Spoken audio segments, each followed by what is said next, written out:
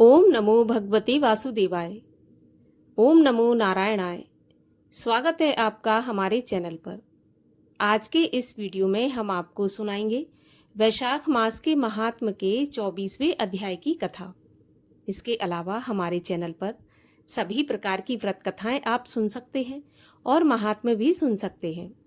तो सभी व्रत कथाएं और महात्म सुनने के लिए और हमसे जुड़े रहने के लिए आपको केवल हमारे चैनल को सब्सक्राइब करके बेल आइकन पर प्रेस करना है और आज की ये कथा अच्छी लगे तो लाइक करना है और शेयर करना है। तो चलिए अब सुनते हैं वैशाख मास के महात्म के 24वें अध्याय की कथा। 24वें अध्याय में पद्मबंधु द्वारा पति वशीभूत मालिनी का कुतिया की योनि से उद्धार का वर्णन किया गया है। श्रुतदेव जी बोले, हे राजन, इन सब पुण्यवर्धनी तिथियों में शुक्ल पक्ष की द्वादशी संपूर्ण पाप नाश करने वाली है। जिसने इस द्वादशी का सेवन नहीं किया उसके दान, तप और उपोषण व्रत आदि करने से क्या फल है? इष्टापूर्त से क्या फल है? जो फल गंगा पर ग्रहण के समय सहस्त्र गौदान करने से मिलता है, वही वैशाख मास में द्वादशी के दिन योग्य ब्राह्मण को अर्पण करने से होता है। गंगा में दुर्भिक्ष के समय प्रतिदिन करोड़ों मनुष्यों को भोजन कराने से जो फल मिलता है, वही द्वादशी के दिन एक ब्राह्मण को भोजन देने से मिलता है। जो द्वादशी के दिन एक चुटकी अन्न भी किसी सुपात्र ब्राह्मण को देता है, उसे कोटि ब्राह्मण भोजन का फल मिलता है। जो मधु सहित तिल के पात्र का दान द्वादशी के दिन करता है, वह संपूर्ण बंधनों से छूटकर विष्णु लोक को चला जाता है। शुक्ल पक्ष की एकादशी के दिन जो रात्रि में जागरण करता है, वह जीते जी ही मुक्ति पा जाता है और उससे सभी देवता प्रसन्न रहते हैं। करोड़ों सूर्य ग्रहण और चंद्र ग्रहणों में जो तीर्थों में स्नान आदि करने से फल मिलता है, वह एकादशी के दिन प्रातःकाल स्नान करने से मिलता है। जो मनुष्य द्वादशी के दिन तुलसी के कोमल पत्तों से विष्णु भगवान का पूजन करता है, वह अपने 7 कुलों का उद्धार करके विष्णु लोक को जाता है। जो कोई वैशाख में द्वादशी के दिन बच्चे सहित गौदान करे, वह अपने कोटि कुलों का उद्धार करके विष्णु लोक का अधिकारी होता है। जो कोई शुक्ल पक्ष की द्वादशी के दिन यम, पितृगण, गुरु, देवता और विष्णु भगवान के निमित्त दक्षिणा सहित जल का घड़ा दान करे, दही और अन्न भी दान करे, उसका फल सुनो। उसको जो पुण्य प्रयागराज में प्रतिदिन करोड़ों मनुष्यों को 1 वर्ष तक षटरस युक्त भोजन कराने से होता है, वही फल मधुसूदन भगवान की आज्ञा से मिलता है। जो कोई द्वादशी के दिन शालिग्राम दान करता है, वह संपूर्ण पापों से छूट जाता है। जो ग्रहण के समय गंगा में सप्तद्वीपति पृथ्वी का करोड़ बार दान करे, उसके समान ही फल मिलता है। द्वादशी के दिन जो मधुसूदन भगवान को दूध से स्नान कराए, उसे राजसूय और अश्वमेघ यज्ञों के समान फल मिलता है। वही फल गंगा में मिलता है, इसमें संदेह नहीं है। त्रयोदशी के दिन जो दूध और दही मिलाकर विष्णु भगवान का पूजन करें, उसमें शक्कर, शहद और घी मिलाकर मधुसूदन भगवान की प्रसन्नता के लिए भक्तिपूर्वक पंचामृत से भगवान को स्नान कराएं, वह अपने सब कुलों का उद्धार करके विष्णु लोक को जाता है। जो सायंकाल के समय विष्णु भगवान की प्रसन्नता के निमित्त शरबत दान करे, उसके पहले के पाप ऐसे दूर हो जाते हैं जैसे सर्प अपनी पुरानी कैंचुली छोड़ देता है। सायंकाल के समय जो रसीली ककड़ी दान करे, वह उसके रस के प्रताप से कर्म बंधनों से मुक्ति पाता है। जो कोई ईख अथवा आम दान करता है, उसके कुटुंब में 100 पीढ़ी तक बार बार संतान चलती रहती है। जो द्वादशी के दिन सायंकाल के समय चंदन आदि का दान करे, वह आने वाली व्याधियों से सदैव मुक्त रहता है। हे राजन, द्वादशी के शुक्ल पक्ष में जो कुछ भी पुण्य किया जाता है, वह अक्षय फल का दाता होता है। हे राजन, इसकी प्रख्याति क्यों हुई, यह भी मैं तेरे सामने कहता हूँ। इसके सुनने से संपूर्ण पाप दूर होते हैं और अत्यंत मंगलकारी भी है। प्राचीन समय में कश्मीर देश में एक देवव्रत नामक ब्राह्मण हुआ करते थे। उसकी मालिनी नाम की एक पाप रूपी पुत्री थी। वह कन्या सत्यशील नाम के एक बड़े विद्वान ब्राह्मण से ब्याही गई। उससे विवाह करके वह अपने यमन नाम के देश को चला गया। वह रूप यौवन संयुक्ता कभी भी पति की प्रिय नहीं हुई और वह निष्ठुर, उससे सदा द्वेष रखे। इसके अतिरिक्त किसी से भी कोई द्वेष न रखे। अपने पति पर क्रोध करके वशीकरण करने की इच्छा से उसने अन्य स्त्रियों से पूछा, जिनको पहले उनके पतियों ने त्याग दिया था। तब वे बोली, तेरा पति वशीभूत हो जाएगा। हमें अच्छी तरह विश्वास है। हमने तो वशीकरण की औषधि से अपने पति को वश में कर लिया। तू योगिनी के पास जा, वह सुंदर तुझे औषधि देगी। अब तू सोच विचार मत कर, तेरा पति तेरे दास के समान हो जाएगा। तब हे राजन, वह उनके कहने के अनुसार योगिनी के मंदिर में जाकर योगिनी को अत्यंत प्रसन्न करने लगी तथा वह दुराचारणी बहुत शीघ्र ही उस कुटी में पहुंची जहां 100 स्तंभ बने हुए थे। वह कुटी बहुत लंबी चौड़ी कांतिमान थी। उसके चारों ओर झालरदार कपड़ा लगा था, जिसमें गोटा किनारी लगा हुआ था। बड़ी बड़ी दीवारों में चारों ओर सफेदी हो रही थी। दीपक जगमगा रहे थे। ऐसी शोभायमान स्थान में विराजित सेवा करने को आने वालों को देख रही थी। रुद्राक्ष की माला से जप कर रही थी।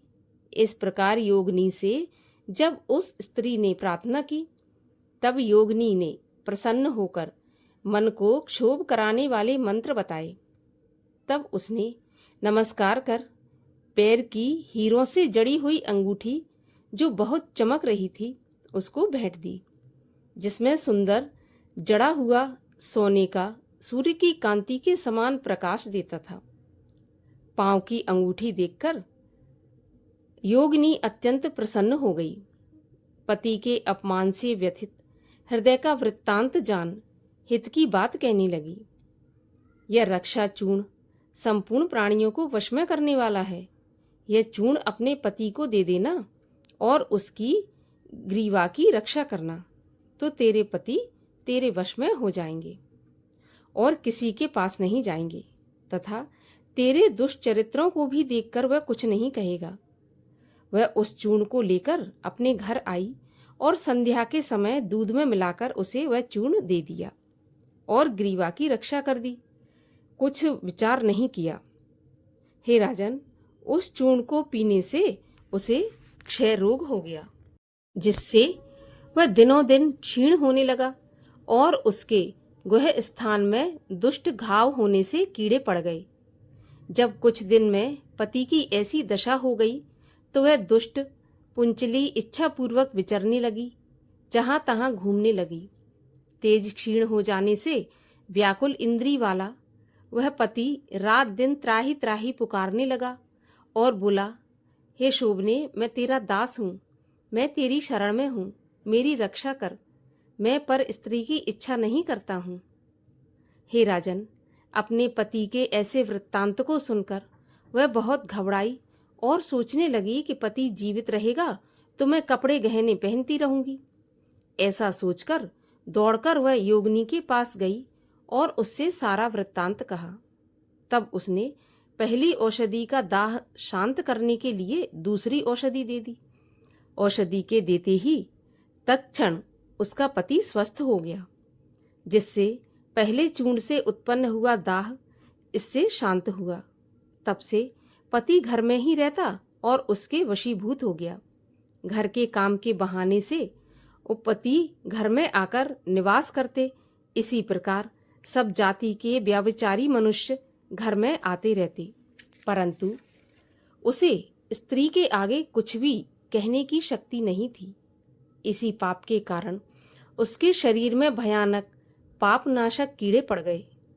उन कीड़ों ने उसकी नाक, जिह्वा और दोनों कानों में छेद कर दिए।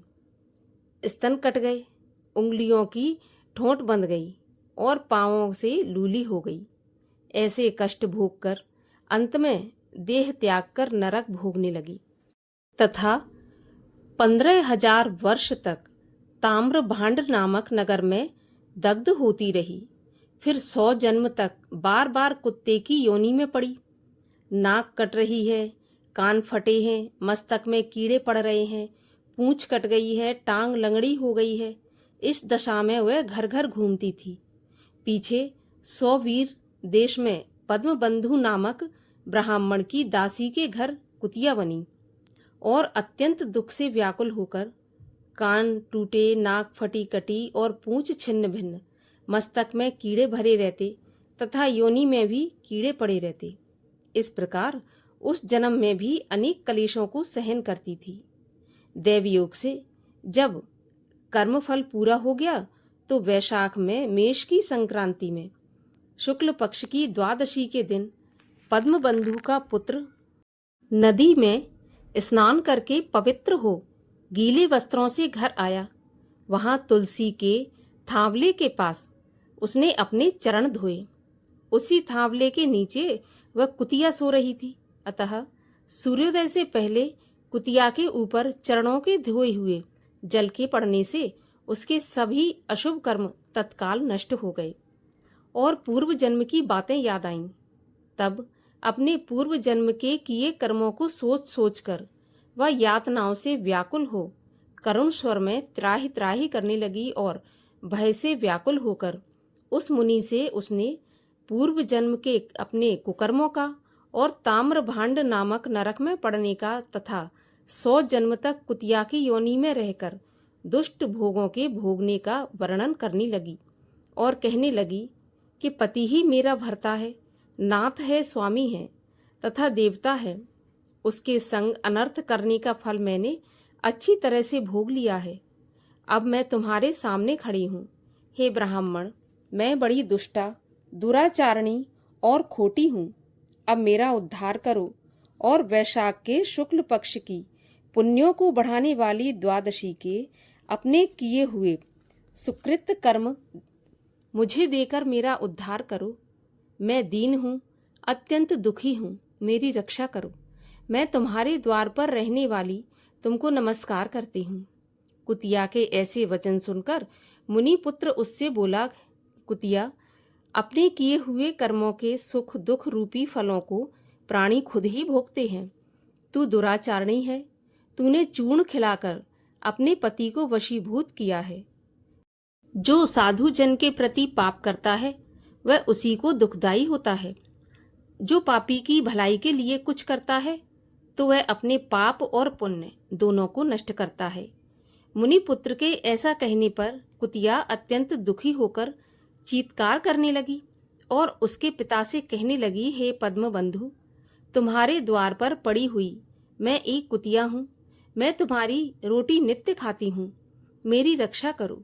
जो प्राणी गृहस्थी महात्माओं के द्वार पर पड़ा हो उसका उद्धार करना संतों का कर्तव्य है, क्योंकि चांडाल, कौआ और कुत्ता ये गृहस्थियों की दया के पात्र हैं। अपने पाले हुए असमर्थ का एवं रोग से पीड़ित का उद्धार न करने वाले भगवान के कोप से अपने सर्वस्व को नष्ट कर देते हैं और अंत में नरक के गामी होते हैं।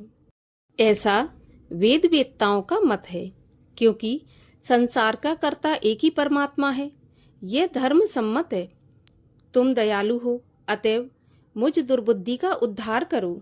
घर के भीतर दुखी कुतिया के ऐसे वाक्य सुनकर पद्मबंधु शीघ्र ही घर से बाहर आए और कुतिया से पूछने लगे, क्या बात है? तब वहां पर खड़े हुए मुनि पुत्र ने उसकी सारी कथा वर्णन की। अपने पुत्र के मुख से उसका विवरण सुनकर वे विस्मित होकर कहने लगे, पुत्र, साधुओं को ऐसे वचन कहना अनुचित है। अपनी आत्मा को सुख देने वाले प्राणी औरों से तिरस्कार पाते हैं। देखो, संपूर्ण प्राणी चंद्रमा, सूर्य, पवन, हाथी, अग्नि, जल, चंदन, वृक्ष और महात्मा लोग सभी परोपकार में स्थित हैं। हे पुत्र, दधीचि ने देवताओं के उपकार के लिए दैत्यों को महाबली जान अपनी हड्डी निकाल कर देती थी। राजा शिवी ने कबूतर के बदले अपना मांस काट कर दे दिया था। जीमूतवाहन नाम के राजा ने महात्मा गरुण के लिए अपना जीवन दिया। अतः विद्वान ब्राह्मण तो सदा दया ही करते हैं। जैसे मेघ शुद्ध तथा अशुद्ध दोनों जगहों पर बराबर बरसता है, चंद्रमा चांडाल के घर में भी प्रकाश करता है। इसीलिए बार बार प्रार्थना करती हुई इस कुतिया के दुख को अपने पुण्य के प्रभाव से मैं दूर करूंगा।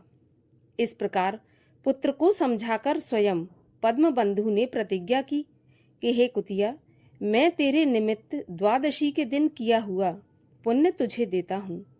तू अपने सब पापों से छूटकर विष्णु लोक को चली जा। इतना कहते ही हे राजन, वह कुतिया अपने जीर्ण शरीर को त्याग कर दिव्य देह धारण कर दिव्य वस्त्र आभूषण पहन 100 सूर्य के समान प्रभाव वाली सावित्री के समान होकर ब्राह्मण से आज्ञा मांग दशों दिशाओं में प्रकाश करती हुई स्वर्ग को चली गई।